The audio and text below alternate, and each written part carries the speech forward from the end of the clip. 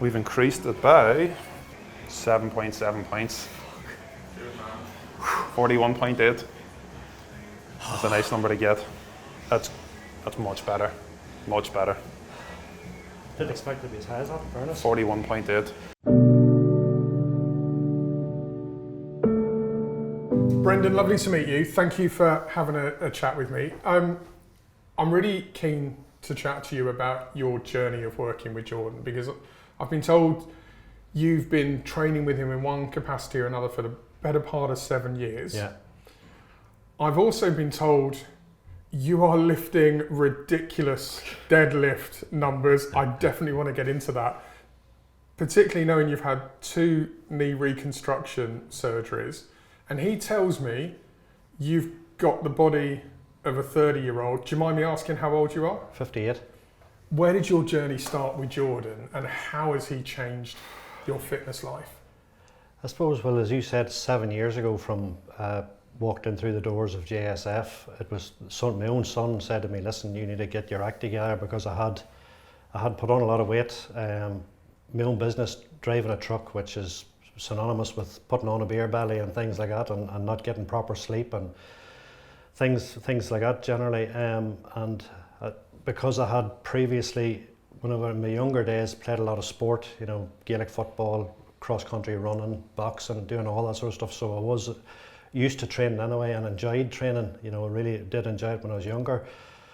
So I decided to take the plunge and go in and see this fella Jordan that he knew. And from the moment I walked through the door, it just was, it was as if I knew him all my life type of thing. Just everything about him was just so. And that's back 7 years ago. Like he's come on leaps and bounds again since that. But just that initial, just his way, his way with people.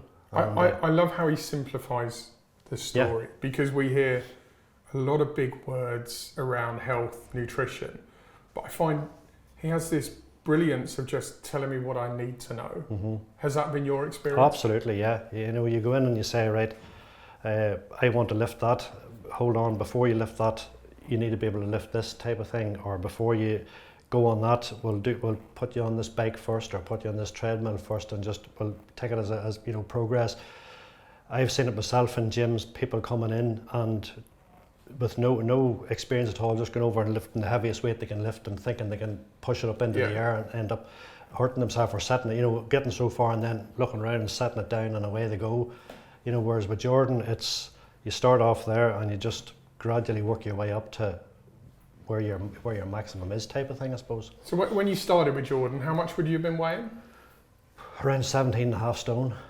So you've come a long way then. Yeah. And then you've had 2 knee reconstruction. Yeah, 2 half knee replacements done on the 1st of December 2022. So as recently as that? Yeah. And you've deadlifted how much weight? Prior to the operation, believe it or not, I did do 205 kilos. This with a hex bar now, it wasn't the straight bar, but lately, just with some of the programs Jordan has been sending through to me with deadlifts involved in them, I've been finishing off deadlift sets with 2 at 180. So 180 kilos. Yeah. After 2 full knee reconstructions. Yeah. People might say it's mad, but you're going to end up having to get the knees done again. But that the lifting coupled with quad exercises and hamstring exercises, strengthening everything around the knees has been a big help to that. And then obviously, with me being back in Ireland, Jordan sends me the programs that he wants me to do, on a daily basis, and I follow them to a T and fill them in for him and send him videos and bits and pieces that he can look at it and make sure it's done properly and give any comments. That's quite an interesting point that you raised, because whilst there's some really important apparatus around here, and I know you're going to have your scan on your in-body and get some data shortly, with the app and how flexible it is, you can follow these programs wherever you are, anywhere in the world. I believe you spend a lot of time out in Lanzarote, you spend a lot of time on the bike, so you can follow his programs when you're away. Anywhere, yeah. Absolute flexibility. Because it used to be, but even before he came over here, started this his executive athletic club. Whenever I was going on holiday, he would have sent me a WhatsApp message, you know, each day or every other day of what he wanted me to do when I was out there. You know, so it's just been, you wouldn't get it, nobody else would do it as far as I'd be concerned, you know. I'm so pleased you said that, because many people have asked me what it's like. So I'm coming up 4 weeks into the program. It's very, very new for me. Lots of people ask me, what's it like working with the Executive Athlete Club? And the only way I've been able to describe it is, well, you can buy a suit or you can go and get a proper tailor-made suit. And I feel like what I'm getting from Jordan is this tailor-made fitness program. 100%, yeah. It's not just a matter of give me your money, do your work, that's right, bye-bye, see you next week type of thing. It's, you know, from day dot, he is following everything you do and advice on everything that you do, and where you go wrong, he's advising you where to fix it. You know, it's not just a quick fix with him. You know, he's there for the long haul. So he tells me you were 17.5 stone when you met. He tells me you've got the body of a 30-year-old with how physical you are. How much more energy do you have today compared to when you were doing the trucking? It's just a difference in night and day, really, is all I can describe it as. You know, you were going up early in the morning, which is obviously associated with driving. You get up early in the morning, you go out. It was high-ab work I was doing, so I'd have been in and out of the lorry and up and down off the lorry fitting concrete slabs, you know, so you'd been up steps, and you were basically just performing the same movements because it was remote control. So you were standing in the one place, there was somebody in the lorry hooking on the slabs, you were operating the crane. So you're basically just up and down off the thing, doing the same movements basically every day, but there were long days. And then you come home in the evening time, could be 6, 7, 8 o'clock at night, dinner in the oven, getting that into you, lying up on the seat, falling asleep, getting waking, going to bed, repeat every day. Come to the weekends then, when the things needed to be done around the house, you had no energy. You just were totally wrecked. Coupled with it, you had energy to go out on a Friday night and a Saturday night to drink pints of beer and smoke cigarettes, but after, you know, any odd time, you know, if there's all important things to be done, you hadn't got time for them, or you were too tired to do them. And how does that translate to what a typical week is for you now? What are you doing? Well, now with the business where me and my son and another fella are in now, it's all social media orientated really. So there's a lot of time spent on the phone or the laptop, you know, and dealing with customers via WhatsApp or Instagram, Facebook, emails, that sort of thing.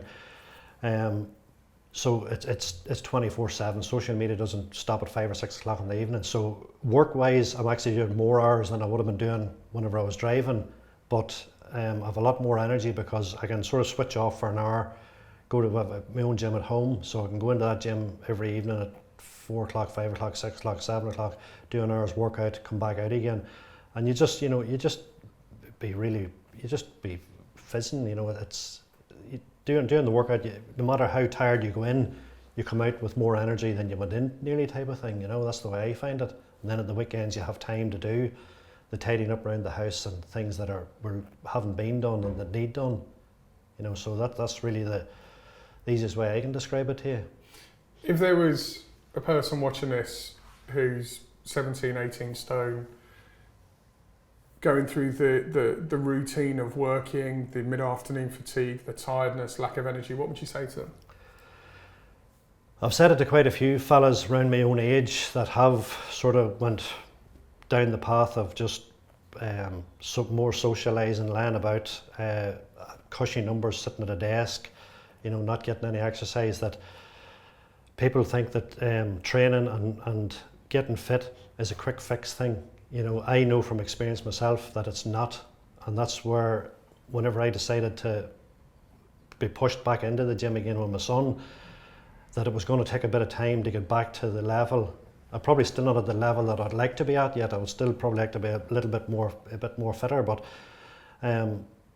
people thinking that they can go into the gym and do 2 weeks and they turn into Popeye, that doesn't happen. Like, it's not an overnight thing. It's just persistence linked with the proper. Don't get me wrong, my diet wouldn't be the best in the world, but I try and, you know, watch what I'm eating. I'm not somebody that's going to do bodybuilding competitions and things like that, that's on a strict diet and have to eat this and so much of that.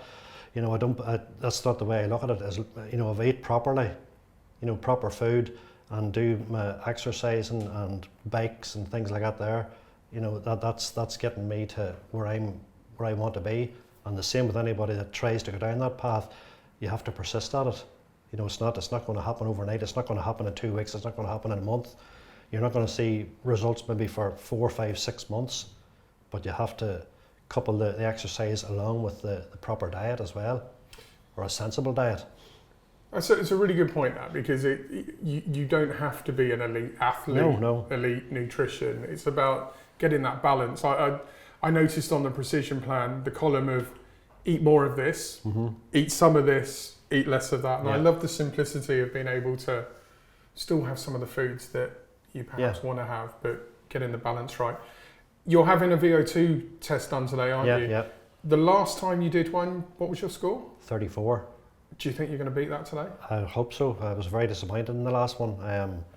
Maybe it was just nerve. I actually feel nervous even doing this one again, believe it or not. But I put it down to being nervous at that particular time, and it was the first time ever doing it. And I don't know. Personally, I think the mask maybe just wasn't 100% right. But look, takes a bit of getting used to, reading. I know what you mean, Brendan. I did my VO2 test earlier today, and that's the first time I've had the mask on. Yeah. I had done scuba diving, and it kind of brought back memories of that, where you sort of I found myself breathing heavier the minute the mask went on. I don't know why, but you spend a lot of time in the saddle, don't you? You do a lot of riding. I do over in Lanzarote, yeah. Surely you got to get a good score today then. Hopefully. Let's take a look. Brendan, look, thank you for talking to us. My pleasure.